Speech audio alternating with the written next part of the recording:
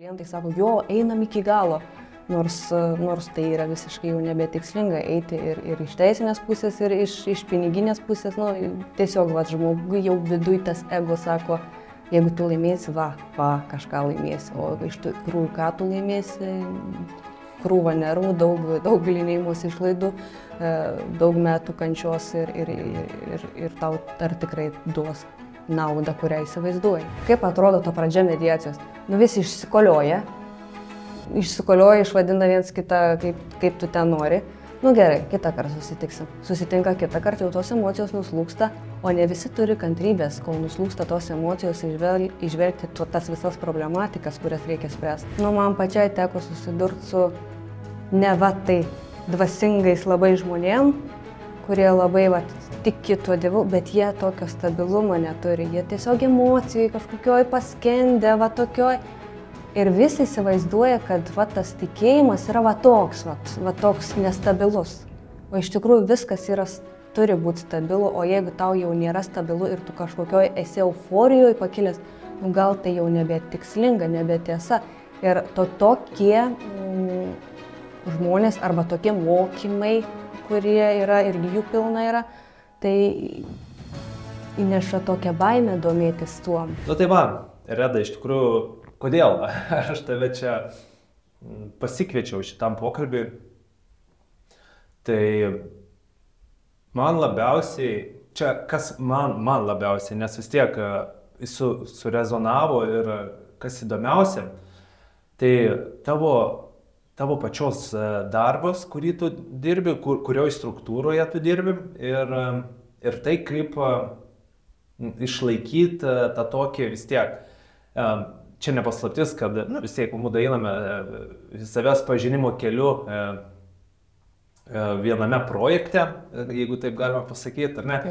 Tai žinome vis tiek, kokios yra ir žinios perdodamos dabar, ir kokie pokyčiai vyksta, ir daug kas kalba apie tos pokyčius, bet vis tiek ten ta struktūra tokia, kuriai tu veiki, atrodo pakankamai kieta, iš pirmo žvilgsnio, taip galima pagalvoti, tokia griežta galbūt. O tu eini vis tiek ir tos tiesos ir atrodo toks tas turėtų būti, nežinau, kažkoks pokytis, švelnumas. Tai tas labiausiai mane sudomino. Čia tas pirminis dalykas, bet aišku, eigoj atsirado ir daug dar dalykų, nes vis tiek ir aš tavęs nepažįstu, tai dar plus ir tavo pačios gyvenimas. Tai gal, Reda, ir pradėkime nuo to,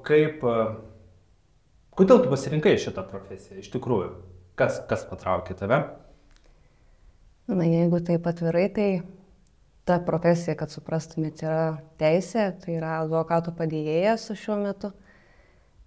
Iš tikrųjų niekada negalvojau, kad nei mokydamasi dar vidurinėje, nei kažkur, kad aš būtent su teisė siesiu savo gyvenimą iš artimos aplinkos. Irgi nebuvo jokių teisininkų ar giminaičių ar draugų, kurie studijuotų, kuriuo matyčiau pavyzdį ir tuo pavyzdžiu eičiau. Bet taip atsitiko viduriniai mokykloje, tai yra konservatorijoje, studijavau muziką. Ir ta aplinka tarp menininkų buvo tokia, ta buitis tokia labai neabstrakti. Labai tokia išplaukusi, visi tokie išėję iš savęs, tokie užsigroję, užsipatenkinę, vėluoja visur. Tokio nėra stabilumo, tvirtumo, kad tau dabar pamoka, tu ateik į pamoką, gerbk mokytoją ir viskas. Ne. Disciplinos. Jokios disciplinos ten. Aš nesakau, kad ten yra blogai, tiesiog tai buvo ne mano aplinka. Nes nuo pat vaikystės pas mane buvo toks, aiškumas, pagarba, mokytojams pagarba, kad, tu turi gerbti kitą žmogų, nevėluoti, tu turi padaryti tam tikrus darbus, tas sąžiningumas, atsakingumas. Taip atsitiko, kad pradėjau mąstyti apie teisę, bet apie tą teisę aš pradėjau mąstyti būtent per pažintį savęs. Galvojau, kas aš esu. Kokias savybės aš turiu ir kurios nuo pat vaikystės iki pat šiol mane lydėjo. Tai kiek aš save galiu atminti vaikystėje, tai visada būdavo sąžiningumas, atsakingumas. Aš buvau labai rimtas vaikas, niekada neišdikaudavau ir netgi su draugais kartais pasijuokėm, kad kas ką pridaręs vaikystėje. Tai aš nieko. Aš ta prasme sakau, jeigu mama pasakė nedaryk ir nedarai ir viskas. Gal ir išpyliau kažkada vandenį. Į vandenį, bet čia jau tikrai per didelį neatsargumą ir tokį tikrai netyčinį. Arba mokytoja paprašė vaikai pasėdėkit klasiai tyliai, ir sėdi tyliai, ir netriukšmauju. Tai man netgi buvo tokia situacija, kad mokytoja sako, aš čia 5 minutėm ir visi tie pradėjo triukšmauti, lėktuvėliai skraidyti. O aš sakau, bet tai tyliai, mokytoja liepė sėdėti tyliai. Ir aš viena pati klasiai, kai kokia, o visi aplinkui čia triukšmauja. Mokytoja pareina, ant visų supyksta, visi po pamokų. Ir man toks vidinis nesąžiningumo jausmas. Taigi aš sėdėjau tyliai, kodėl, žinai, čia man. Ir pradėjau nukelt, sakau, aš tai sėdėjau tyliai, visi triukšmavo, kodėl aš turiu pasilikti po pamokų, jūs neteisingai vertinate. Ir tokiu būdu aš net visą klasę išgelbėjau, nieks neliko po pamokų. Tai va, tokios atpažinimo savęs savybės man leido suprast, kad galbūt vis tik va tokia ta struktūra turėtų būti ta teisė. Į tą teisę, nors visiškai nesupratau ir nesuvokiau, į kokią čia aš tą struktūrą, apie ką ta struktūra yra bet tiesiog tai atvedė. Kai jau apsisprendžiau aš stot, buvo daug atkalbinėjimų, ne iš artimos aplinkos, bet iš tokios visai kitokios aplinkos, sakykime, kurie autoritetai man buvo, sakė, taigi čia ne moteriška specialybė, taigi čia kova, čia ginčai, ar tu tikrai to nori, čia tokia, toks neigiamumas visur. Ir aš tada vėl suabejojau ir galvoju, ar tikrai ne moteriška, tiek daug moterų, tų advokačių, teisininkų, visur. Ir aš atradau viešoje erdvėje, koks yra teisės simbolis. O simbolis yra deivė Temidė. Tai yra užrištom akim, vienoje rankoje laiko svarstyklės, o kitoje kardą.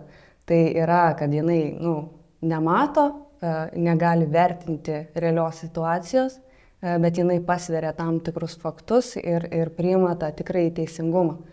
Tai man šitas simbolika, ta deivė, vis tik ne dievas, o ne simbolis, o deivė, tai aš galvoju, tikrai moteriška. Ir atradau tą tokį įrodymą, kad kitiems, kad čia ir moteris gali tikrai tą teisę studijuoti ir tikrai dirbti su ja.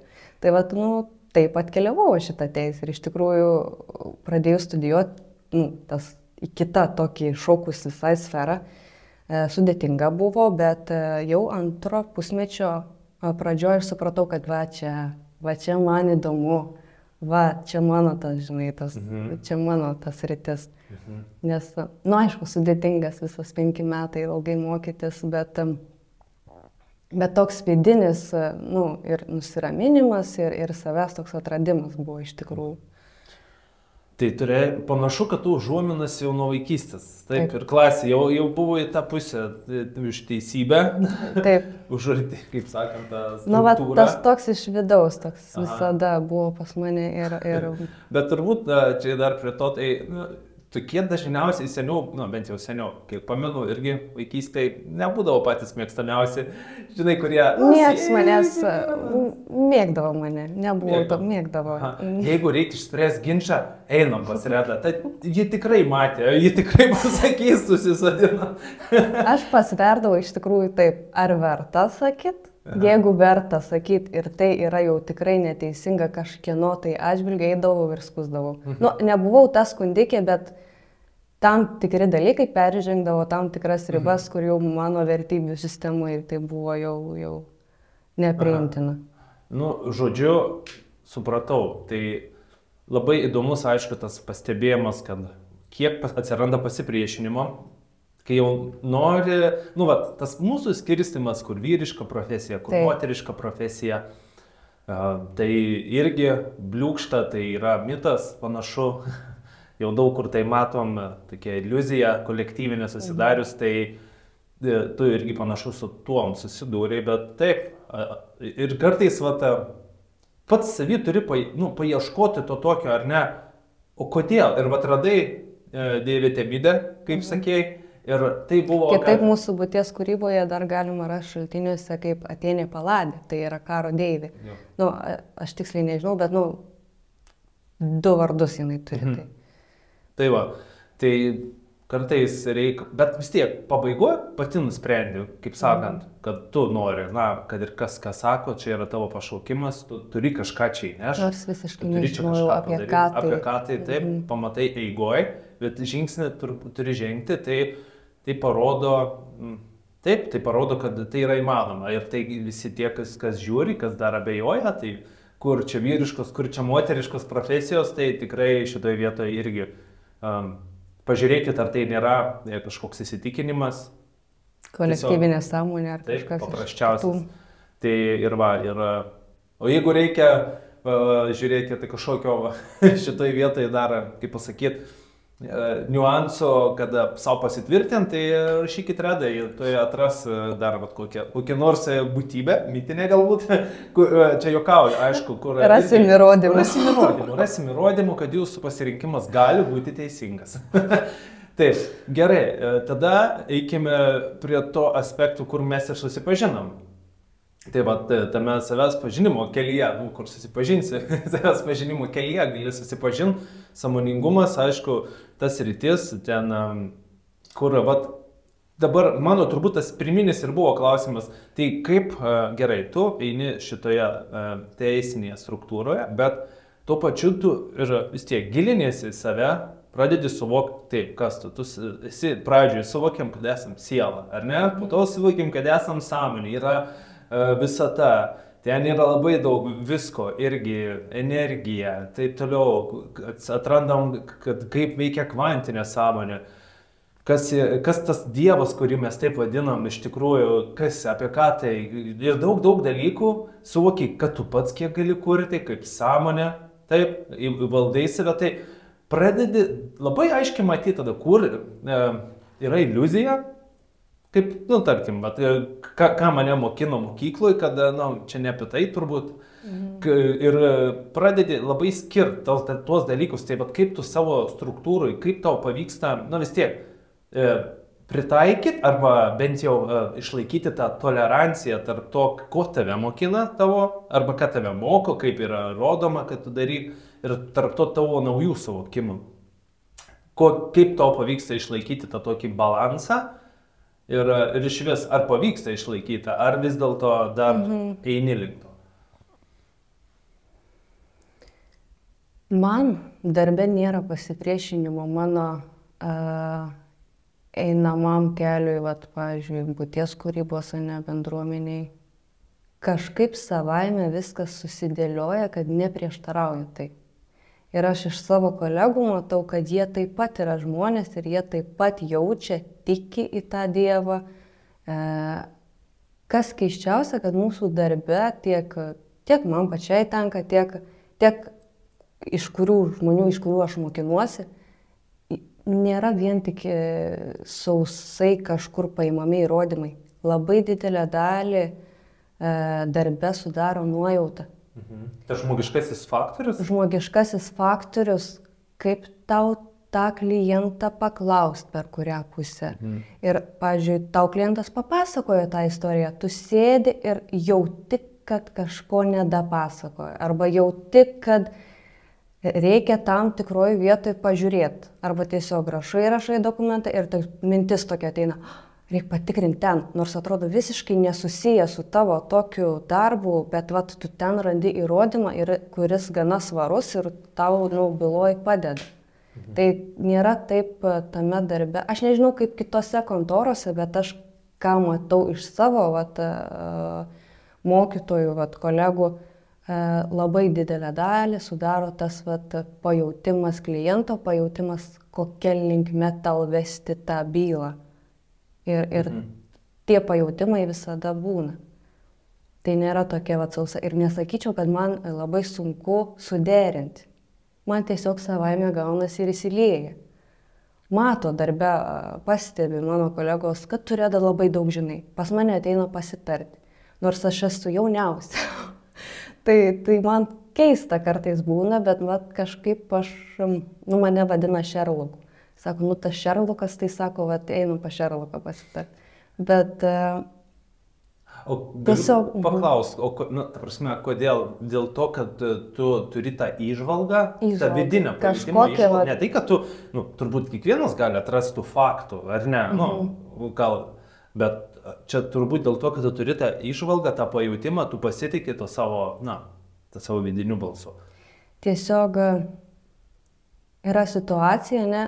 Čia visada galbūt, kai tu esi vienas, tau visada tu kažkokiu tai požiūriu žiūri, o kai tu esi kolektyve, va, tai ir kažkaip visi ateina pasitart, pažiūrėti į kitų kampų į tą situaciją, praplečiant požiūrį. Aš irgi tai padarau, aš pasitariu su kolegom, bet va, pas mane irgi ateina, sako, Reda, o kaip tu matai, o kaip čia reikėtų daryti?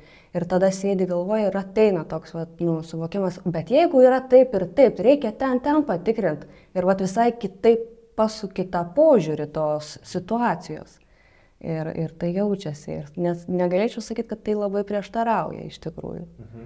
O kiek tu išdrįsti pasidalinti? Nu, tarkim, gerai, čia jaučiu savo, nu, tarkim, mano sąmonė, čia šį kartą, žinai, jaučiu, nu, gerai, kiek tu ją, nu, žinai, būna tiesiog loginis mąstymas ir kiek tu eini giliau į save kartais. Būna tokie momentai, kad nu, va čia tarsi ir protas loginis sakytų, kad bet vidus jau iš, nu, susitelkus jaučiu, kad čia kitaip.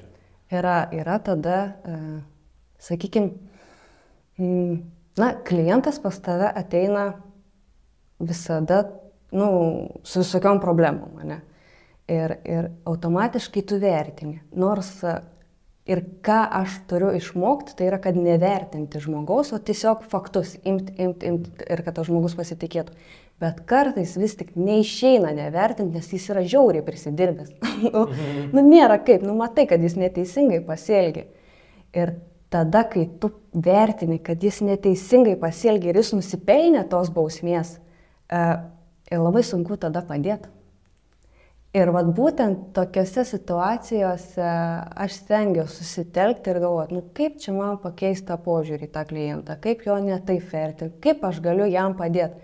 Ir vat būtent tokiuose momentuose man tą padeda pakeisti požiūrį ir netgi taip įtiki tuo klientu, kur iš pradžių galvoja kaltas, jis tikrai kaltas, kad patikė, kad jis tikrai yra nekaltas ir laimės, nes visai iš kito kampo pasižiūri, visai iš kitokių, netgi kitas, sakykime, teisės šakas ten paimi jam padėti, kad įrodyt jo tą nekaltumą.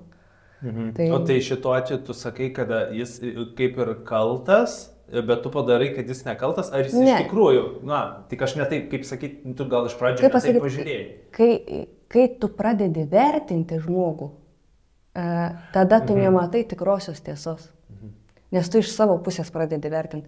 O kai tu visiškai kliento nevertini ir tiesiog pagal faktus, aha, tau atsitiko taip, o jeigu būtų taip ir taip, ir tau tada lengviau jam natūraliai padėti.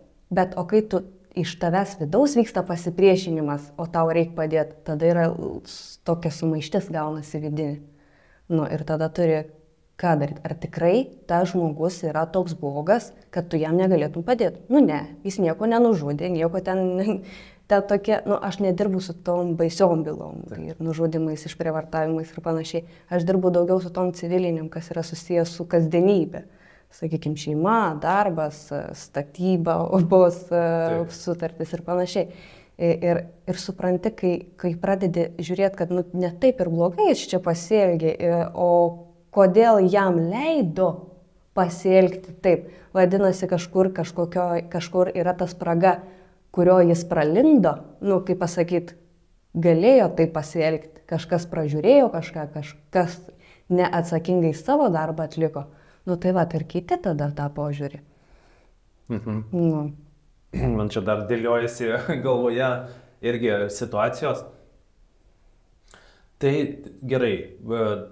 Pabaigai, iš šito klausimo, tokio išsitęsusio, kaip paminėjau, kad kaip kartais būna, kad yra logika ir yra vidinis tas pajutimas, tai o būna situacijų, kad, tiesiog, nežinau, pasiūlai, matai, kad žmogui iš tikrųjų jauti, kad jam yra, galbūt reikėtų kažkokios tu gali galbūt kažkokį, žinai, pagalbą jam suteikti, nu tokią, kaip pasakyti, kažkokią patarimą galbūt, ar asmeninį tokį patarimą, nu žinai, eina iš vidaus, kad tam žmogui reikėtų, žinai, ne šiaip, kad aš atėjau ir padariau savo darbą, bet tokį patarimą, nu, paskaityk ten Violetos knygą, arba jam ten duodi kažkokį tokį, kur, žinai, paprastai neduotų tokį patarimą. Nuolat būna. Nuolat, nes tu jauti atsakomybę, kad tas tavo klientas būtų ramus ir stabilus. Nes, kaip ir minėjau, jie ateina, tie klientai, su visa puokšte emocijų. Su gėdos jausmu, su baimėmis, su įtampa didžiulė. Ir netgi per pirmą susitikimą jie net pusę negirdi, ką tu sakai. Taip. Ir labai yra, mes stebim klientus, pasitariam, ar galbūt jam reikėtų pasiūlyti apsilankyti pas psichologą. Galbūt jam jau ir pas psichiatrą reikėtų apsilankyti, nes jeigu jis tokios būklės nueis į teismo posėdį, gali būti rizikinga, kad jis ten ir prisišnekės. Čia geriausias atvejis, ką gali padaryti. Yra buvę, kad tiek žmogų paveikia bylinėjimasis, nes tai yra labai didžiulis stresas ir ilgas procesas, kad yra buvę ir nusižudė. Ir toks tada vidinis kaltės jausmas, kad tu nepastebėjai laiku. Tai mes visada patariam, kad ramiai, žiūrėk, dabar nėra čia ko baimintis, dabar yra toks procesas, dabar gali sulaukti iš to žmogaus tokį aiškumą jam apibrėži, bet jeigu matai, kad tai nepadeda, jis vis tiek iš vidaus labai tos emocijos kunkuliuoja ir jis blaiviai nebemasto, visada stengiamės kažkur tai nukreipti. Ar sakau, pas psichologus, ar netgi, jeigu galima įžvelgti ir pas tą Dievą, kad pasimalsta, ar tikėt. Kiekvienu atveju yra skirtingai, kaip tu tą žmogų pažinsi, kiek tu prie jo arti gali prieiti. Bet nuolat, tai yra nuolat, kad padėt, kad emociškai žmogus jaustųsi stabiliai.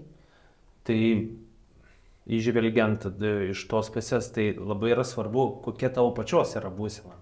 Kaip tu reaguoji į tai, kaip tu tai matai, kaip ir minėjai, kada tu nevertini žmogaus ir stengiasi, iš vis atsiriboti nuo to, koks jis atrodo, ar kas ten per situaciją.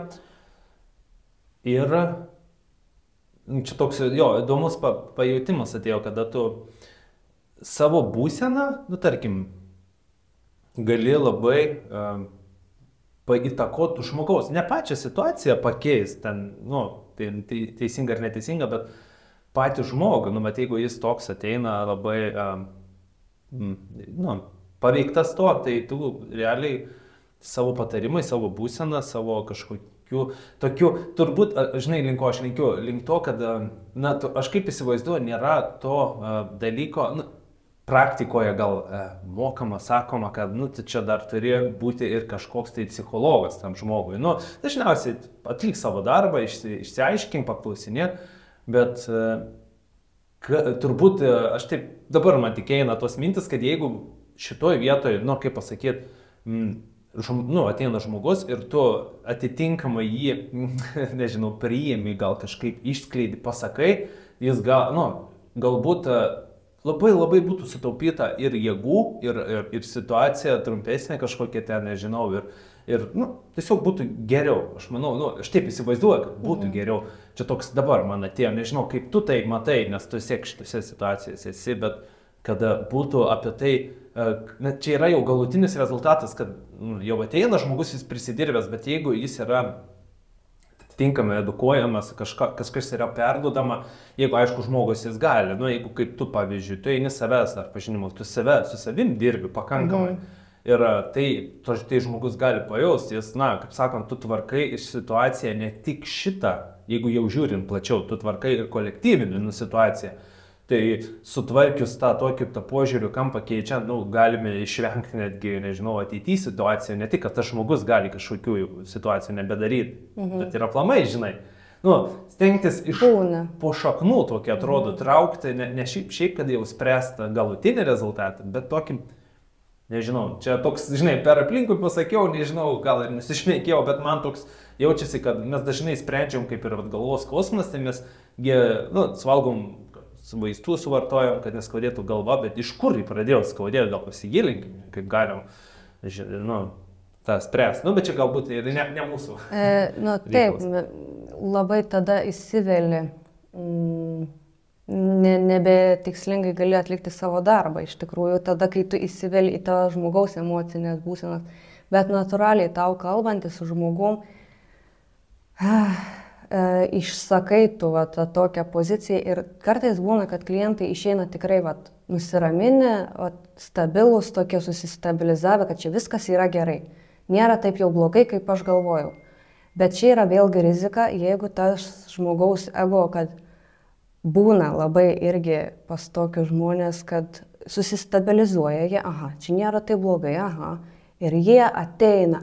Taigi aš galiu dar ir tą laimėti, ir tada tą, ir tas toks pradeda tokį azartą pagauti, kad aš tada kontra, žinai, jeigu buvo gynybinė pozicija, tada dabar pulkim, žinai, būna ir iš tos pusės, mes sakom, stop. Ar tau tikrai to reikia?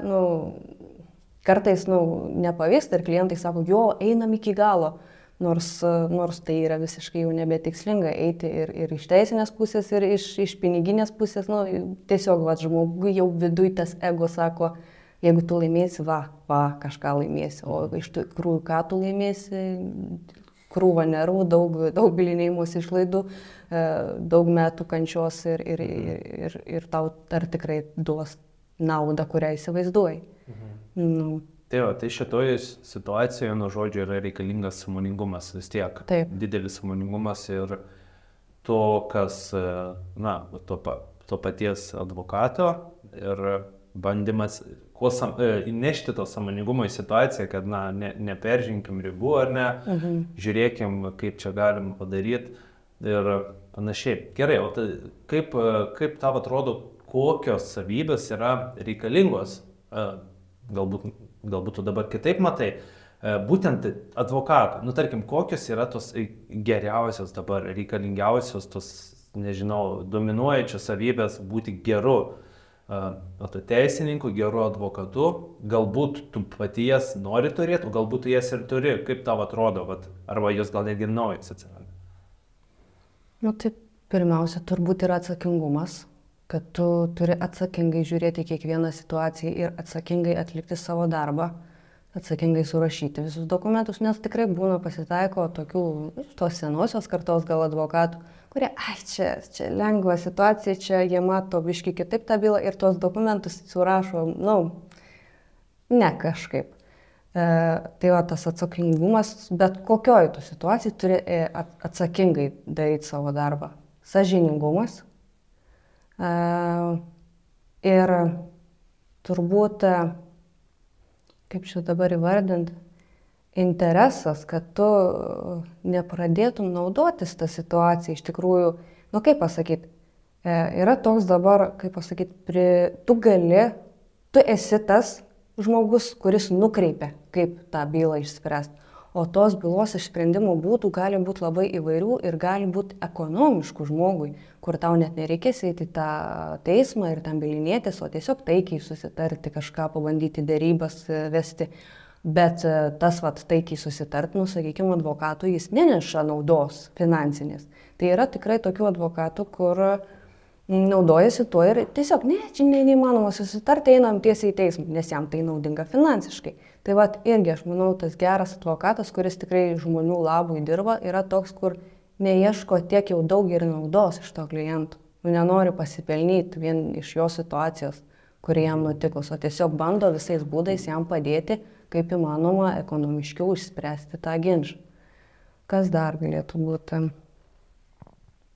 Tvirtumas, reikia labai tvirtumo. Ypač man yra dar sudėtinga, nes aš esu jauna ir šiaip jauno apnašo tokio, tai ateina, pavyzdžiui, klientas statybininkas, kuris tam profesionalas ir žiūri, kad aš čia dabar konsultuosiu, taip nužiūri, kad tu čia merga, tai gali žinoti apie tas statybas. Bet kai pradedi su žmogum kalbėti, matai, kad jis pakeičia tą požiūrį, nes mato, kad tu gaudais. Tai tas tvirtumas, išbūti tvirtai savo pozicijoje, kad tu jau žinai ir nes žmogus tave vertina irgi. Ne tik tu jį, bet ir jis tave. Tai tas tvirtumas, drąsa, kurios dar man vis stinga, tai drąsa tai tikrai turi būti. Ir išlikimas, sakykime, savo vidiniai tiesoj, tokioj ramioj, tvirtoj būsenoj esant jau ginče. Nes kas yra teismo posėdis? Nu, jis yra, ta prasme, tikrai karo zona, kur tave visais įmanomais būdais skandžia ir nori tave išmušti iš vėžių. O jeigu tu būsi toks tvirtas, stabilus ir žinosi tą savo tikrąją tiesą, nu bet palaukit, kolega, nu yra taip ir taip ir taip, kodėl jūs taip sakot? Nu, turi neišsimušti irgi iš vėžių. Tas toks tvirtumas, stabilumas turi labai stipriai būti, bet tai turbūt yra per praktiką ateina irgi. Tai kas padeda tau iš tikrųjų šitoje vietoje ir išbūti tvirta? Kvėpavimas turbūt ir užsirašymas, jeigu nuotolinis vyksta, kad ramiai. Nors aš labai mažai dar einu į tos posėdžius, nes man dar tikrai trūksta tos tokios praktikos teisinės, bet kiek yra tekę su savo kolegom būti, tai turbūt tas, kad ramiai, visada savo kartuoju, ramiai, neišsimušk, ramiai, tu jauti, kaip tavo viskas pulsuoja, visos venos jau, bet ramiai. Tiesiog kol kas tai taip aš tvarkausi, nors man dar, sakau, netenka tokių ekstremalių situacijų dar būti. Nu, tai ateityje daugiau tai laukia, bet po truputį jau irgi mokinuos, kaip tai suvaldyti savyje, kad neišsimušt, kad nepradėt pykt. Nes tik išsimuši ir iškart tu gali išsimušti ir pamiršti daug dalykų, ką turi pasakyti, argumentuoti. Tai tas mokinimasis išbūt stabiliu, ar ne? Taip. Stabiliu tokio, to tvirtu. Nes man iš pat pradžių buvo klausimas, kas yra tas teisingumas. Žinai, kas yra iš esmės tas pats teisingumas. Nes jeigu, nu, tarkim, aš esu tas žmogus, kuris eina priiminėti taip arba ne, arba kažką gint, tai iš kur iš tikrųjų, nu, aš galiu pasakyti, kaip iš tikrųjų yra teisinga. Na, kartais mums, nu, čia toks, aš šiek tiek filosofuoju, bet atrodo, tas toks priėmimas kartais atrodo, nu, logiška, taip, jis kaltas, jis nekaltas, bet iš kur mes žinom iš tikrųjų, kaip yra, iš tikrųjų, nu, kodėl tai įvyko. Nu, žinai, čia toks vėlgi žiūrėjimas šiek tiek giliau galbūt, bet aš taip įsivaizduoju, kad va, tas išbuvimas, tas savo tiesoj, savo, tuo momentu galbūt ir yra tas priimti iš tikrųjų teisingą sprendimą, bet aišku, tada reikėtų, ir argumentuoti, tada jau reiktų, kada, nežinau, tai turbūt reiktų ir visai kitokios teisinės struktūros. O kaip tu matai ateityje? Turi savo požiūrį, kaip tu įsivaizduoji ateityje, kokia turėtų būti šita visa struktūra, jis pamačiau. Aha, aš dar grįšiu prie to, kad kaip čia nuspręst, kas yra tiesa. Aš nedirbau teisme ir nesu ta teisėja, nesu, kaip pasakyti, ne toj pusėje esu, bet visi eina į tą gylį. Nėra taip, kad tu renki įrodymus. Teisėjas irgi nedurnas. Na, jis mato, kada ginčas yra iš principo, o kada tikras ginčas. Ir yra užklausiami tokie klausimai, kur tu išsiduodi. Ar tu sąžiningai taip darai, ar tu nesąžiningai. Tai man, pavyzdžiui, žiūrint teismo procesą, eina į gylį. Nėra taip, kad tu paviršių plaukioji. O kodėl va tai buvo? Kodėl kas praeitį tai lėmė, kad tu tą darai? Eina, tikrai eina ir aiškinasi ir tuos tokius psichologinius dalykus, motyvus, kodėl buvo pasirašyta tam tikras sutartis, kodėl buvo atliktas toks veiksmas iš to žmogiškosios pusės, kas tai jam lėmė atlikti tam tikrus veiksmus. Tai, nesakyčiau, kad neinama į gylį teisme. O kas yra naujo ir kaip aš matau ateityje, galiu pasidžiaugti tikrai, kad žmonės sąmoningėja ir vis mažiau einama į teismus, vis dažniau susitariama prie dėrybų stalo. Kitas dalykas, prieš keletą metų teisme yra įsteigta tokia struktūra, tai yra teisminė mediacija, ne meditacija, bet mediacija. Ir byla net neprasideda be klausimų, galbūt vis tik yra galimybė susitarti taikiai dėrybų būdu ir netgi per pirmą posėdį, nežinau, galiu duoti 90%, yra nukreipiami į tą teisminę mediaciją susitarti. Niekas nebenori ginčytis, o ta teisminė mediacija valstybė yra padarius, kad jinai yra nemokama. Tai irgi yra toks, kaip pasakyti,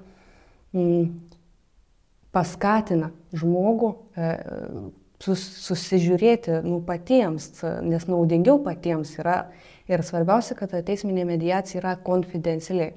Ir žmonės gali išsakyti visą tiesą, iš tikrųjų, kaip buvo. Nes kas vyko mediacijai, tu negali perduoti teismą. Ir tada, o žmogus, tas mediatorius, yra toks nešališkas asmuo, teisininkas, kuris padeda susitarti šalim. Tai kaip pasakyti, ta teisė kinta. Nėra taip, kad jau tu iki galo varytum. Visi yra linkę padėti šalims susitarti taikiai, patiems priimti sprendimus, patiems nusidėrėti, patiems pamatyti, kaip turėtų būti sąžininga. Ir advokatai čia yra tokie, kaip pasakyti, turėtų būti skatintojai to, kad klientui patart, kad gal pabandom, o ne eiti, neik tu tartis taikiai, einam į teismą. O čia yra toks dabar, kaip pasakyti, čia ir dabar keičiasi tie advokatai, kurie nori tos naudos gauti ir kurie linkia į tą pusę eiti, klientui padėti lengvesniu keliu eiti. Tai yra, nes kinta, teisė apskritai nuolat kinta jinai ir tai nežinau, o kaip ateity matau, tai turbūt toks pastebėjimas būtų, kad ir advokatai greičiausiai bus tie mediatoriai, kurie padės žmonėms susitarti taikiai ir nebebus reikalinga tų ginčų, jeigu taip ir toliau vyksta sąmonėjimas. Ir iš tikrųjų visi ginčai toliau, kas vyksta iš principų. Bet būtent tiems ir nepavyksta susitarti, kurie grinai iš principų. Ką tada belieka sakyti advokatai? Principai kainuoja. O kitaip niekaip, nes pats nenusileidžia kažkoks, tai viduj neleidžia jam pasiduoti ir nusidėrėti, truputį nusileisti, kad galėtų susitarti taikiai. Tai šita iniciatyva mediatorių, kaip jie nėra visiškai sena, taip, kaip supratau, jie nėra sena, bet jie jau pasiteisina. Ir jinai vis tobulėja ir vis jinai plečiasi, tam tikrose šakose atsiranda ir tikrai teismui palengvina darbą ir šalims palengvina darbą, kurios ginčijasi. Bet problema yra tame, kad labai mažai žmonių moka medijuoti. Nėra tų tokių nuoširdžiai dirbančių žmonių, kurie padėtų susitarti žmonėms. Ir labai tada susidurėm su problema, kada reikia rekomenduoti tame, pas kurį dabar eiti. Nes kiti tiesiog formaliai atbūna, nesusitarit, o net nepadeda žmonėms susitarti. Tai čia dabar toks yra, bet aš tikiuosi išeisim iš tos tokios struktūros ir atsiras daugiau tokių žmonių mediatorių. Turbūt su viena tokia kalbu dabar. Dar nesu aš. Bet tai yra, irgi noriu pasakyti, atskirti, nes yra dvi mediacijos. Tai yra, sakykime, advokatai ir advokatų padėjėjai ar kiti teisininkai gali būti mediatoriai, o teisme yra teismo mediatoriai, tai yra teisėjai mediatoriai, jau esantis teisėjai. Tai jų profesija, jų kvalifikacija yra daug aukštesnė ir būtent teisme vyksta su teisėjais. Tai naujos kartos teisėjai, aš manyčiau, turėtų būti labai mokinami būti tais mediatoriais. Aišku, jau mes irgi iš savo pusės medijuoti norim, turim jau būti, kad net nenueitume iki to teismo. Taip. Tai iš tikrųjų labai džiugiai tai skamba. Taip. Tai jeigu tas klausimas buvo, kaip tu matai ateityje tą visą tą visą struktūrą kintančią, tai turbūt kažkas link to, taip, kad tai kuo būtų išsiaiškinama, kuo lengvesniu būdu ir sąmoningesniu, taip, sakom, įgintam, viskas kinta, ir šita struktūra, nors ir pati kiečiausia galbūt, yra daug nuostatų, daug įsitvirtinusių visų dalykų ir galbūt aišku, dar ir šitas yra struktūra palaikoma tam tikrų sąmonių, taip, čia jau kalbant taip, kolektyvinių tų sąmonių stiprių, bet jeigu į tą visą struktūrą įsilieja tokių jaunų žmonių, kaip ryžtingų žmonių, ar ne, kurių drąsių žmonių, kurie sako, pabandom taip, o kodėlgi ne, ir vienas, antras, trečias žmogus, advokatas, padėjėjas, nesvarbu, kažkurioje srityje, kuris ten jis dirba, jis įneša tų minčių, įneša į tą visą nedarinį savo mintį ir palaiko šalia esančio kolegos mintį ir tai pradeda gyvuoti. Tik tu dar primink, gerai, tu sakai teisėjas, kas yra būtent mediatorius, gal kažkam įdomu dar, aš taip paakcentuoti norėčiau, būtent, tarkim, teisėjas mediatorius. Yra teisėjas mediatorius, kuris dirba teisme teisėjų, bet paskiria jam tą mediacijos bylą visą. Ir perduoda, tai yra teisėjui perduoda, kuris nenagrinėja tos bylos. Tai vyksta ne kažkur teismo posėdžiuose, tiesiog susitinka kambariuose, kartais po vieną, kartais po du, nes po vieną kartais nes neįmanoma suvesti jų į vieną kabinetą, nes iškart vyktų muštynės kokios. Tai pasikalba su vienu, pasikalba su kitu, išsako poziciją vieno, išsako kito, patarė iš savo tos tokios praktinės pusės, bet žiūrėkit, aš esu teisėja ir aš manyčiau, kad čia yra visai nepagrįsta, sakykime. Nors mediatorius jis negali savo tokios nuomonės reikšti, bet iš savo tos praktinės pusės padeda žmogui susivokti teisėje, kas būtų jam priteista, ką jis galėtų su savo dabartinė situacija, su savo tais įrodymais, ar iš vis nepagrindžia tų savo argumentų. Ir ta mediacija, kaip pasakyti, vyksta nemokamai ir gali vykti labai ilgą laiką. Netgi 2 metus gali taip pat susitikinėti, jeigu, pavyzdžiui, yra labai daug sprendžiamų klausimų, ten sumos didelės. Vieną išsprendi per vieną posėdį, kitą išsprendi per kitą posėdį klausimą. Tiesiog nereikia čia norėti labai greitų rezultatų tų derybų. Tai gali užsistęsti pusę metų, gal ir nedaugiau. Tai toks kantrybė ir nuolaidžiavimas toks turėtų būti. Čia tik pasijutė tarsi teisėjas ar kitu atveju ten advokatas, mediatorius, jis atlieka tokią ir psichologo, tokia derybininkas gal toks irgi iš šitos pusės. Ir aišku, aplinka yra kitokia. Tiek žmogus nesijaudina, tiek nėra įsitempęs. Galbūt toje aplinkoje galima, aišku, priimti kitokius sprendimus ir pats žmogus jaučiasi kitaip vis tiek, nes kai pradedame kalbėti apie teismo salę, iškart įtampa žmogui jau, kad ir ką jis ten, jis kaltas ar nekaltas, jis jau gužėsi tai. Tai aišku, tu sakai, kad tai yra nemokama ir už tai negauna jokio atlygio pats tas. Teisėjams ten viduj yra. Jeigu teisėjas sumedijuoja, jis gauna mažiau nagrinėjamų bylų kažkiek ten. Tai jam kažkokia tai nauda yra. Kažkom kompensuoja. Kažkom tai kompensuoja, bet tai nėra dar taip jau labai kompensuojama. Dėl to galbūt ir neatsiranda daug tų mediatorių norinčių, nes tai nenaudinga, neneša tos naudos. Materialios galbūt, ar ne? Tiek materialios, tiek yra sudėtinga, turi labai būti kantrus, kad tu, kaip atrodo to pradžia mediacijos, visi išsikolioja, išvadina viens kitą, kaip tu ten nori. Gerai, kitą kartą susitiksim. Susitinka kitą kartą, jau tos emocijos nuslūksta, o ne visi turi kantrybės, kol nuslūksta tos emocijos, išvelgti tas visas problematikas, kurias reikia spręsti. Čia toks iš vidaus turi būti. Tai mes apie tai ir kalbam, kad pats žmogus kaip ir tu, jis, kaip aš ir klausiau tavęs, kokios savybės aplamai turėtų būti pas tokį žmogų, kaip jis turi save ruošti, vis tiek tu eini spręsti šitų dalykų.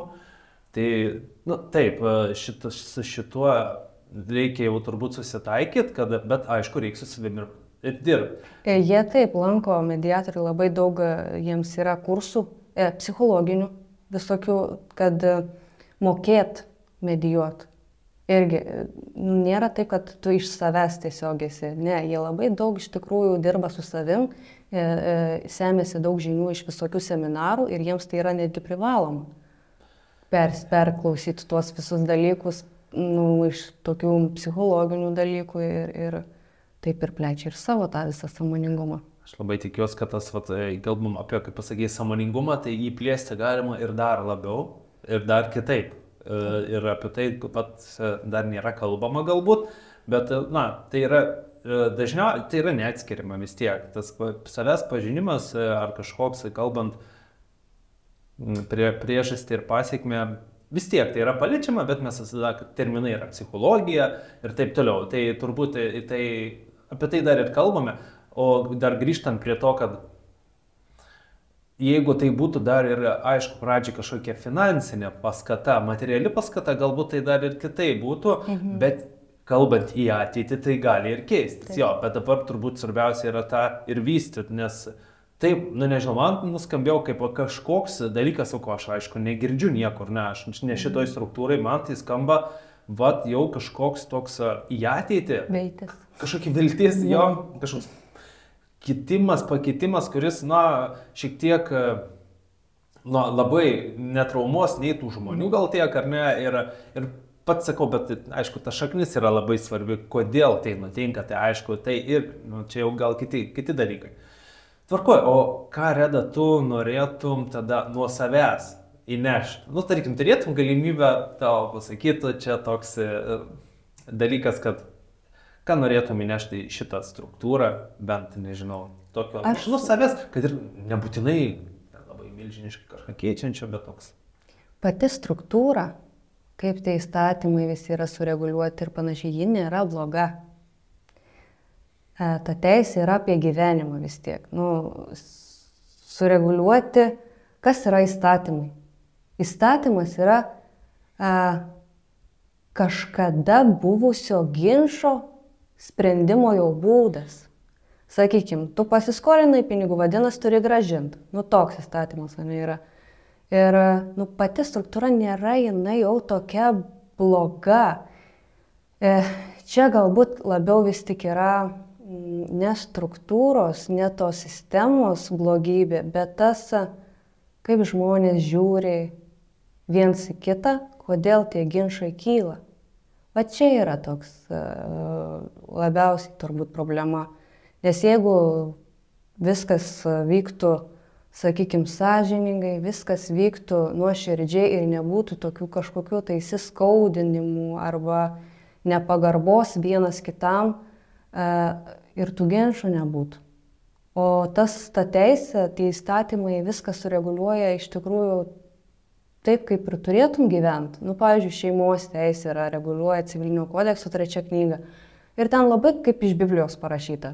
Sutuoktiniai turi būti lojalūs vienas kitam, turi rūpintis vienas kitu tiek materialiai, tiek morališkai, palaikyti vienas kitą, kartu spręsti problemas, kilusius klausimus su vaiku ir panašiai. Tai tokios kaip ir tiesos ten yra surašytos, kaip tu tvarkingai turėtum gyventi, bet kodėl tai neišeina tvarkingai gyventi? Tai čia jau nebe sistemos bėda. Tai yra paties žmogaus. Ta sistema tik tai padeda sustatyti galbūt vėl atgal į vėžes tą tokį, kad tam sąžiningumui neleidžia prasiskverbti. Kur, pavyzdžiui, būna ypač šeimos teisėje, ypač, ką aš pastebiu iš vyriškosios pusės, ką tu čia, aš atimsiu vaikus, tu čia, aš turiu pinigų, o tu net nedirbus, tu net neturi pinigų. Iškart toks spaudimas gaunasi, o iš tikrųjų ta sistema gina tą moterį ir jai nereiktų tų ten pinigų turėti, kad jinai augintų tos vaikus. Tai problema yra ne sistemoje, o pačiuose viduj savęs pažinimu. O ką tu, grįžti prie to klausimo, ką tu pati norėtum įnešti naujo, ką tu matai ateiti, ką?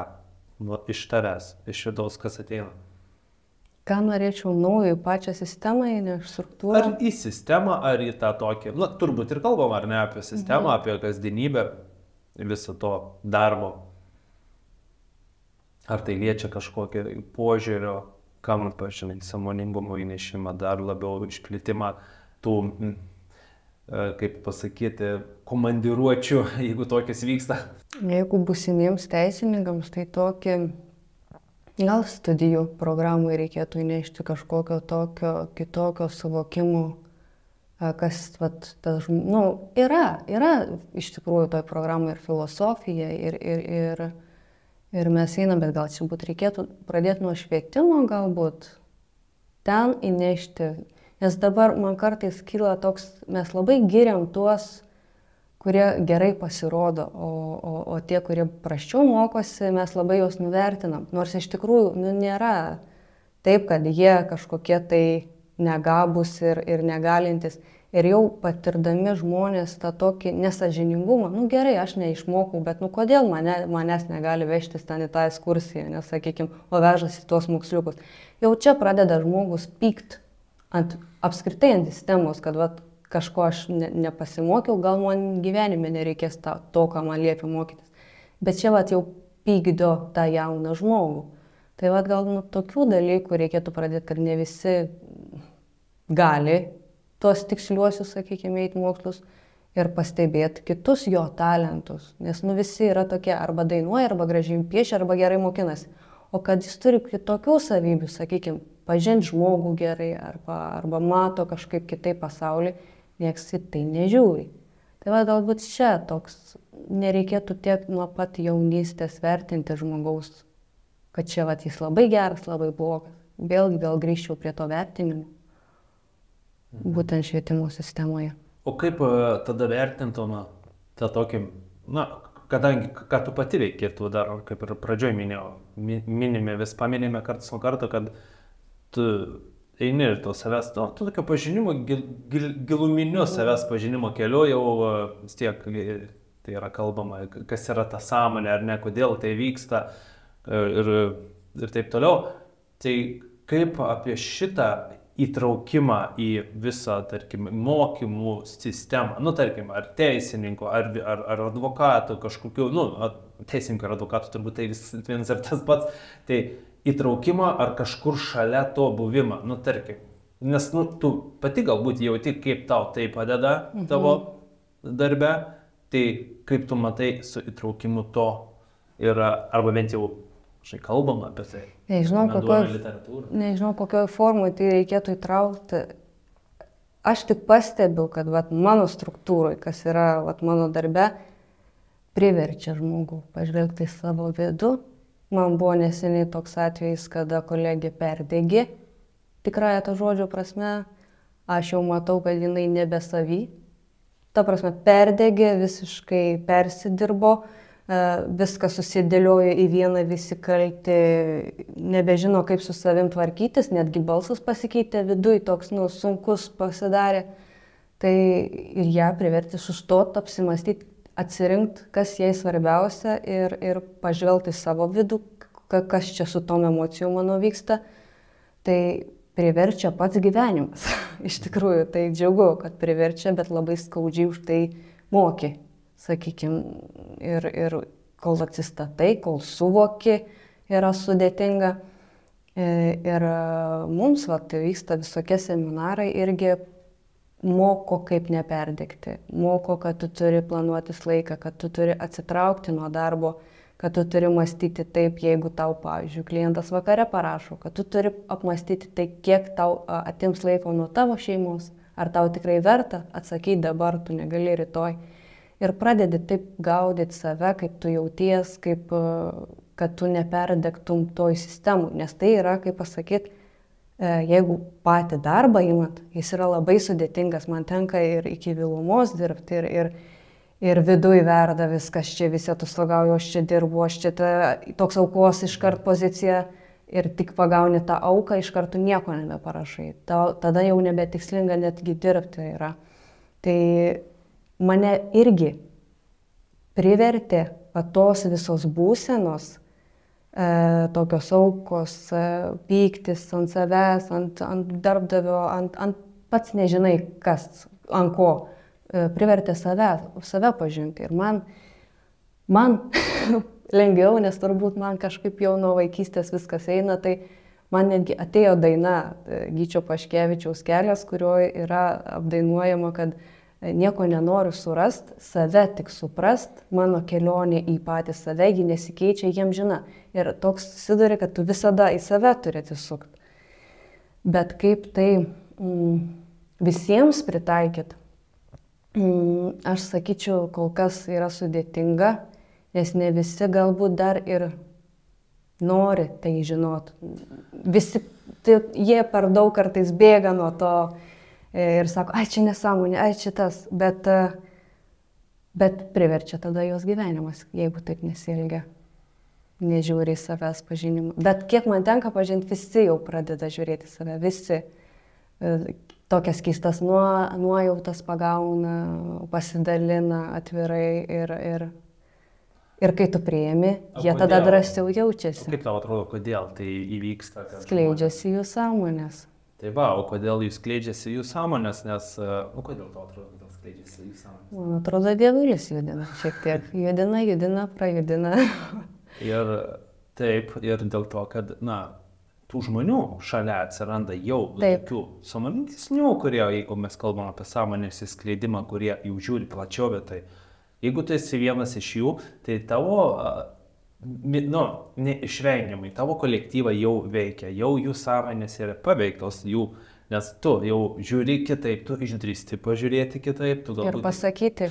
Ir pažiūrėti, ir pasakyti kitaip, ir nebijoti, gal aš čia taip drąsiai irgi sakau, bet nebijoti pasakyti, jeigu, tarkim, gauni, kaip pasakau, pafantazuoti, ar ne, kaip mes, jeigu, toks klausimas, kaip aš matau ateityje teisinę struktūrą, arba ką aš norėčiau nešti, tai ir čia ir kartais galima, jeigu tik aišku yra noras, nebijot, pasakyti taip, aš ir matau, kad tikrai kalbam apie sąmoningumą, kodėl tai, kaip tai, nebijot apie tai kalbėti ir, žinai, visi tie dalykai, nes kitas žmogus, jis gal apie tai pagalvoja, bet, nedrįsta jis galbūt, pasakyti, gal tikiu yra, kai tu sakai, gyvenimas privertė atsisukti, jie kartais šitas gyvenimas priverčia, bet ir tai dar žmogus jis nepažiūri, iki paskutinė jau visiškai ten, nors lūžio. Bet jeigu ten, tarkim, ir kolega jau mato, tarkim, žinom, socialinės medijos jau mato, tarkim, tu kažkom pasidalinai, tavo požiūris kitoks, visi visus stebi, vis tiek. Bet ateini į darbą, jis nedrįsta tavęs ten paklausti kažko, nematė, bet jau jam kirba ir tarkim, kada išdrįsti pasidalinti, arba ir tas žmogus jis jau laukia, jo, aš irgi taip galvoju, ir čia toks tas momentas, kad, turbūt, kad reikia pirmą pačiam būti ar nedrąsiam ir kalbėti apie tai ir dalintis, o tik tada, jau aplinka keičiasi, nes kaip ir sako, turbūt nekeista struktūra, kaip ir tu sakai, nekeista patį žmogų, o keistis pačiam, kalbėti pačiam drąsiai, dalintis ir matai, kad įsineša kažkas, vis tiek kažkas. Taip, ir kaip pasakyti, kiek pastebėjau, kas trukdo, sakykime, esant tokioj, sunkioj, su įrodymais pagrindžiančioj, struktūroj, kalbėti apie tai. Tai yra daug, man pačiai teko susidurti su tai dvasingais labai žmonėm, kurie labai tiki tuo Dievu, bet jie tokio stabilumo neturi. Jie tiesiog emocijai kažkokioj paskendę, tokioj. Ir visi įsivaizduoja, kad tas tikėjimas yra toks nestabilus. O iš tikrųjų viskas turi būti stabilu, o jeigu tau jau nėra stabilu ir tu kažkokioj esi euforijoje pakilęs, gal tai jau nebetikslinga, nebetiesa. Ir tokie žmonės arba tokie mokymai, kurie yra, irgi jų pilna yra, tai įneša tokią baimę domėtis tuom. Kažkokios tai sektos ar dar kažkas visi pradeda galvoti ir sunku atsirinkti tokią baimę, nepakliūt kažkur, kad tavęs nepatrauktų ir iš tos pusės atrodo toks geras dalykas, bet ir tai sukelia baimę. Ką, Reda, tada pabaigai norėčiau užduoti tokį keletą trumpų klausimų. Klausimai taip trumpi, bet kaip įmanoma juos trumpiau tiesiog ir atsakyti. Čia tokį sugalvojau naują formatą. Taip, tai Kas būtum, jeigu nebūtum teisininkė? Ką pagalvoji, kuo užsimtum? Pirma mintis turbūt psichologija būtų kažkas į tą pusę. Pirmiausia, tai būtų turbūt. Vis tiek su kažkokia tai pagalba žmogui. Pagalba žmogui. Dabar aš suteikiu ją kitaip, kokybiškiau, kas man turbūt labiausiai priimtina, bet galbūt ir per tą tokią eičiau. Ar būti teisiam ir būti sąžiningam yra vienas ir tas pats? Nemanau, kad yra tas pats. Net ir teisėje tai yra išskirta, kaip atskiri principai - teisingumas, sąžiningumas. Sąžiningumas toks eina per vidų, ne? Toks sąžinė griaužia. O teisingumas ne visada yra tas, kaip pasakyti, teisme ne visada teisingai bus nusprendžiama, nes tu nežinai to tikrojo sąžiningumo. Jie labai susiję tarpusavyje yra, bet, tas teisingumas yra, niekada jo negaliu pasakyti, jo niekada galbūt nebus vieno. Nes vienam bus tai teisinga, kitam tai teisinga. Bet tas sąžiningumas galbūt sustabilizuoja tą teisingumą, kaip iš tikrųjų turėtų būti sąžiningai ir teisingai. Bet gal tokios apjungtos jos yra sąvokos. Jos skirtingos, bet apjungtos. Vienas kitą papildančios. Esi kažkada pasielgus nesąžiningai? Taip galvoji po to. Pasielgiau galbūt teisingai, bet nesąžiningai. Bet nesąžiningai. Man dažnai būna, kada kažką padarai ir toks vidui, ir jau kas čia yra. Ir tada atsipažįsti, kad tai galėjo būti iš tavo tokio gal norėjimo pasirodyti, neteisingai pasakyti tą dalyką. Gal ir teisingai tu pasakei, bet kaip tu tai pasakei, sakykim. Kartais, struktūra gera, bet netobula, tai kartais ir kvaila. Kvaila ją vadovautis ir tada elgiesi, neteisingai, bet kaip ir sąžiningai. Taip. Tai yra tokių momentų, bet kažkaip išskirti, kas tai konkrečiau, dabar gal greitai nelabai galėčiau. Taip. Bet būna visada nuolat. Tai. Koks yra tavo darbe sunkiausias momentas tau? Sunkiausias momentas ir yra tada, kada tu vertini ir sunkiausia pažiūrėti, kaip tu kitų kampų galėtum tam žmogui padėti. Čia yra sunkiausia, nes tu daugiausiai sugaišti ir laiko, tu ieškai informacijos, tu nerandi tos informacijos, tu pradedi stresuoti, tada vėl nusiramini, vėl Vat čia yra toks sunkiausiai perlipti per savo kažkokius tai įsitikinimus, kurie galbūt ne visai yra teisingi. Tai čia galbūt yra sudėtingiausia.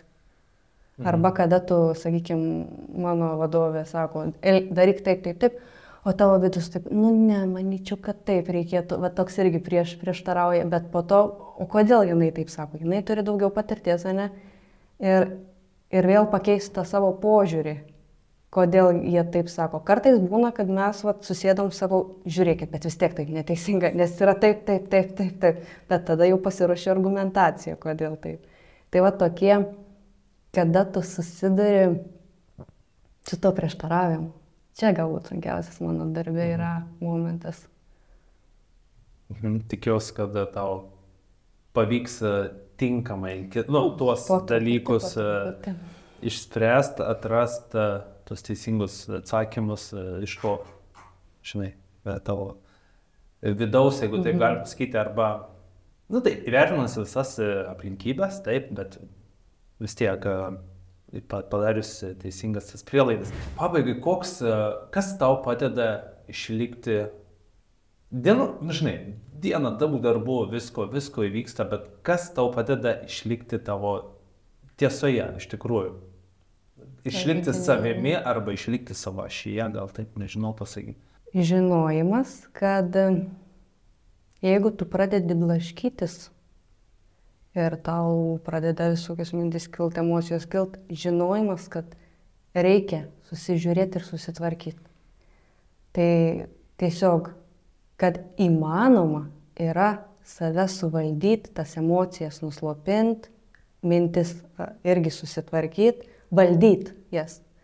Tai man tas žinojimas padeda labiausiai darbe, kai aš jau pajaučiu, kai viskas jaučiu, kunkuliuoja visas mano mintis ir jau net rašai, bet jau negalvoji apie tai 5 kartus sakinį skaitai ir tu jau nebesupranti, kad tavo mintis ten, stop, va tas toks. Bet vėlgi tai atėjo, kai domiesi savim ir kai sužinojau, kad tas mintis gali valdyti.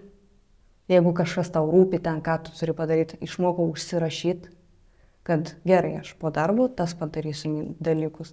Ir kad man nebelaškytų tos mintis, aš jas išrašau, bet tai yra didžiulis darbas ir tai ne visada pavyksta. Tas mintis valdyti ir tas emocijas savo suvaldyti. Man dabar ypač sunkiausia yra su baime, nes mano kūnas labai pradeda jausti tuos dalykus ir visas drebėti. Atrodo, nestresuoju, bet viskas, visa pradeda drebėti. Ir vis dar su to kovoju, kodėl taip man taip aštriai čia gaunas kartais. Tai va, nuolatinis mokymasis, kuris turbūt yra amžinas ir savęs stebėjimas padeda. Ačiū tau, Reda, tada. Ačiū, Valdas. Ačiū už pokalbį. Ačiū.